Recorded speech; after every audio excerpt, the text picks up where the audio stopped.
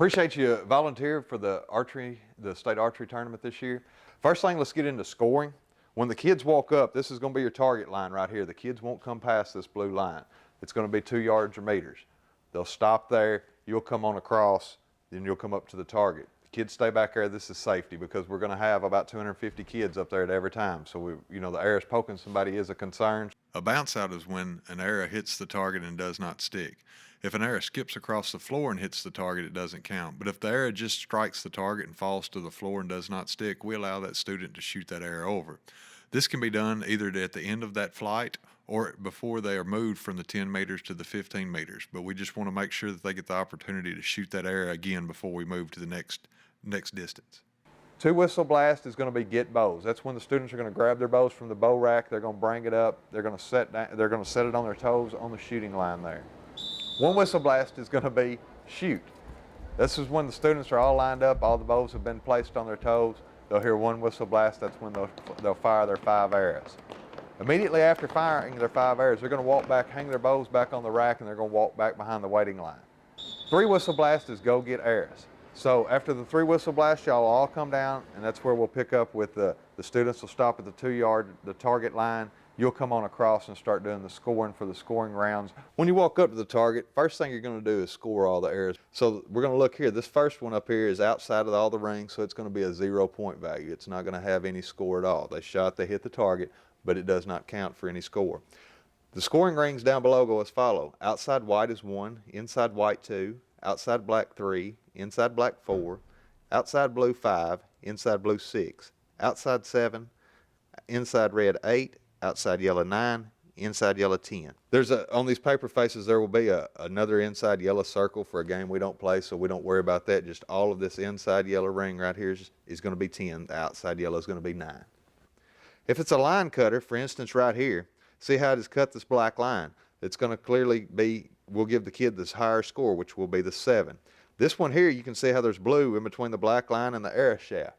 It's going to be a score of a 6. If there's ever a question, always side with the kid and give them the higher value, but usually you can see, and a lot of times if there is a question, have the kid kneel down behind here and look at it behind the target line, and if they look at it head on, a lot of times they can see that blue line in there as well, or whatever color it might be. They'll be shooting on a paper face, which has a lot more defined lines than this does. As it gets tore up during the course of the day, we try to swap it out during the flights, but a lot of times if it gets ripped too bad in the center, we will, if both kids agree, swap it out during the middle of a flight. There's just 4 push pins in the corners. You'll pull them out, stick another one on it. There'll be some spares behind the target there. If you need some more, just let somebody know. When the students come up to you at the first of the flight, they're going to have a name tag on that's going to have their name, their school, their grade, division, their lane assignments, which in the top right-hand corner of your targets will be the lane number. They'll go to that one and they'll be either A or B position, which will coordinate with their arrow color. You'll just want to make sure and get them lined up. I find it easy a lot of times to take on my scorecards and put the A shooter and the B shooter just like that. When I walk down the target, it's right there, easy to do. The shooter position is recorded by arrow color. A is yellow, B is blue. Students at times use their own arrows. That's perfectly fine. We allow them to swap them out. They just need to swap if they're in A position, yellow for yellow, or B position, blue for blue. However, there is purple and green arrows also that the students have. These colors can be used to swap out either the yellow or the blue, as long as both students don't choose to use the same color in the same lane. There'll be blue and yellow arrows in the target. The blue and the yellow will coordinate with the kid's name tag so you know which one they are. When you walk up to the target to score them, this will be your scorecard that the kid will give to you on the line when they first get there. First thing you want to do is double check their shooter number. Make sure that this number coincides with the number on their name tag. For instance, this shooter was 100, so it'll be a 4-digit number with 0 being the lead number, then 100. So double check it. A lot of times kids will write 1,000 and their number is 100, and other instances like that. So double check it to make sure. Make sure and don't make any marks outside the outside edge of these bubbles because it will kick out on the scanner. Just a small mark like that will throw it out. I've seen people write like 87 so they can keep up with where they're at on the line. Please don't do it, or if you do it, erase it very, very good afterwards because it does stop the scanner up. Once you walk up, you're going to just go ahead and count up which arrows are what, and then you're going to write them in. Make sure you're on the appropriate end that you're shooting, the students are shooting. This is going to be the 10-meter round first end. So they have a 7. We'll make sure and bubble in that 7 completely. They'll have 2 8s. So you can make an 8, make an 8, and 2 10s. So we'll bubble in the 10, bubble in the 10. You can do it like that very quickly to go ahead and pull the errors. Once you make it back to your seat, please make sure and bubble those in completely. Once you're done, you've got them all bubbled in correctly like they're supposed to be, you can go ahead and set it down beside your target and then proceed to pulling the errors. This year, the kids will be pulling their own errors. The way that they'll do it is one student will come across the target line and pull his errors. Then when he returns across the target line, the other student can come across and pull their errors. At the very end of the round, after they've shot all 6 of their rounds for score, the student that was here is going to sign it to scorecard, and the student that was in the lane with them is going to sign the bottom, witnessing that the score is correct and accurate. After that, you'll just turn it in to the line judge. It'll be walking up and down through there collecting them. If the students want to take a picture of it with their phone, by all means let them. That'll give them a record of what they shot. If at any time we have an error that the fletchings come off or one of the points gets broke, immediately behind you on the line will be spare errors. Just swap them out for the student. Make sure and keep either, if they was yellow errors. If they were blue, give them blue errors. But just trade them out for them. If a kid has a question about them, and they will at times, that one is bent or something, just by all means trade it out. We have plenty of errors. If it helps the kid's psyche and they feel better about it, we'll do it for them. If a bow malfunctions during the middle of a tournament, we don't allow any adjustment to the bow. They can't turn it up or down during it. But if one breaks, an arrow rest or a string or something, for example, just let the coach know behind them, and they'll usually substitute a bow in really quick. We allow them to change them out because we want that kid to be able to finish the competition. Let's cover real quick about who's going to be on the range and who to go to if you have a question. Like I said, basic scoring questions. For the most part, somebody within a step of you here is going to know exactly how to rectify that problem if you have a question. For bigger issues, we have 3 range officials. Steve Dunlap will be on lanes 1 through 40. Linda Goodner will be on lanes 40 through 80.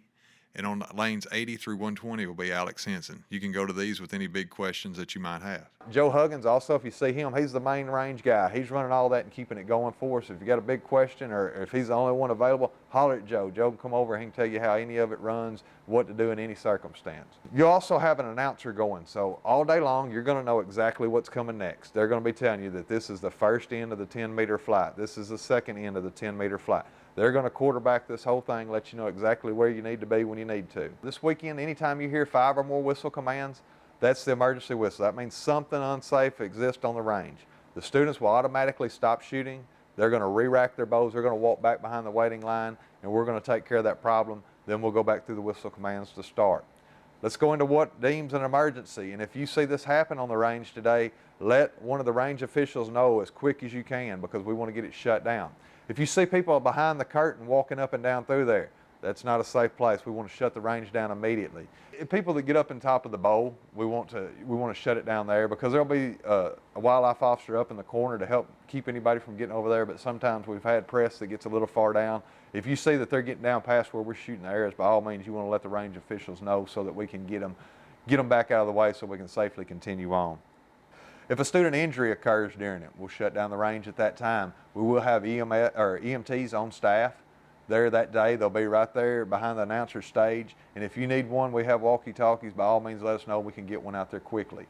You'll notice in the back, in front of the bow racks, are chairs. These chairs are for you. They're not for the students. So in between times, I know it gets to be a long day, guys. So by all means, sit down in between. Take something off your feet. If you need water, extra pencils, or whatever, that gives you a good place to keep them right underneath your chair there. Also, there's extra water available at the back of the range underneath the tables. Lunch will be served at 11:30. Please keep all food items inside the lunchroom. If you need to go to the restroom anytime in between flights start every hour. By all means, make yourself at home, run to the restroom. Friday's going to be our long day. We're going to have the elementary and the middle school both on that day, so we'll end up probably getting out of there roughly about 4:30. If you would, wait till all the flights are concluded before you do take off because we want to make sure and get all the kids through and we don't want to be running short on scores trying to do the last flight or something. But if you're traveling, we'll let you go first by all means if you're going to be driving a long ways, but we'll get you out there just as quick as we can. On Saturday will be our short day, but we do have to tear down on that day.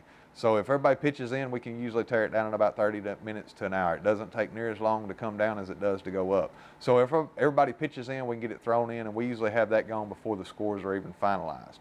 We will have an award ceremony every afternoon, to recognize the top teams and top individuals. By all means, you're welcome to stay around. If not, if you're traveling, you want to go on back to your house, or if you want to go in the motel room, you're by all means welcome to do either one of those as well. This weekend, enjoy the kids, have a good time. They're going to be excited to see you. A lot of times this is the only interaction they're ever going to have with Arkansas Game and Fish people. So we want it to be a positive experience for them. We want to shed the agency and ourselves in a positive light. Make sure that, on a side note, we keep all our comments positive, and that we don't want to have anything, never comment about how a kid's shooting, you know, good or bad, because it can be something that upsets them, or where they're hitting or anything like that. So just be very, very aware of what we're saying and make sure all our comments are positive. I want to thank you all again for coming and volunteering, because without staff and volunteers like y'all, this wouldn't be possible to do, because we're running one of the largest archery tournaments ever been held in the state of Arkansas, and that's quite a feat. And these kids, get to know them, you know, as you meet them today and stuff, visit with them. Have a good time. They're really going to enjoy it, and they'll enjoy you. And by all means, I hope you have a good time.